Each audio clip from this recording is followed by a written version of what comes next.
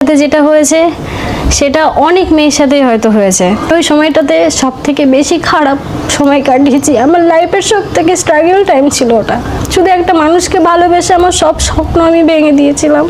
হে বাঙালি, ভালো তো after long time পর আবারও চলে এলাম তোমাদের সাথে একটা ইন্টারেস্টিং ভিডিও নিয়ে। হ্যাঁ, অলরেডি তোমরা বুঝেই গেছো আজ ভিডিওটা কাকে নিয়ে বানাবো। তো চলো ভিডিওটা শেষ পর্যন্ত দেখতে থাকো। বলতে আমিও বিশ্বাস করো, তোমার কোনো ক্ষতি করিনি, বিশ্বাস করো। এই পাঠাটাকে অলরেডি তোমরা চেনো, হ্যাঁ, যে কিনা প্রীতির এক্স। বলতে পারবো না যে আমি তোমার ক্ষতি করেছি।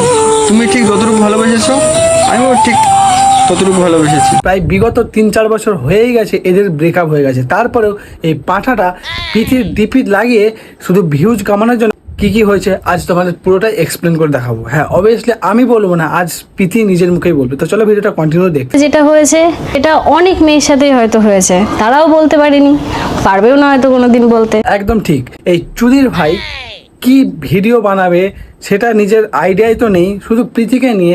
যাদের ভাই ব্রেকআপ হয়ে গেছে আজ প্রায় 5-6 বছর হয়েই গেছে, তারপরেও তার ডিপি নিয়ে ভিউজ কামানোর জন্য বাজে বাজে মন্তব্য এবং কু মন্তব্য করে যাচ্ছে এবং কু কথা বলে। এদের চোখের জল যারা অ্যাকচুয়ালি লয়াল ছেলে হয় না তারা হয়তো বুঝবে। কারণ একটা মেয়ের ক্যারেক্টারের ওপর যদি দাগ পড়ে যায় না, সেটা মুছতে অনেক অনেক মানে জীবন চলে যাবে, তো কিন্তু সেই দাগটা মুছতে চায় না। কিন্তু একটা ছেলে যদি কোনো কিছু একটা করেও ফেলে না, সেই দাগটা নিমেষেই চলে যায়। তাই মেয়েদের কষ্টটা বোঝারও না সবার ক্ষমতা থাকে না। আর এই প্রীতি মণ্ডল কীরকমটা অলরেডি তোমরা সবাই জানো।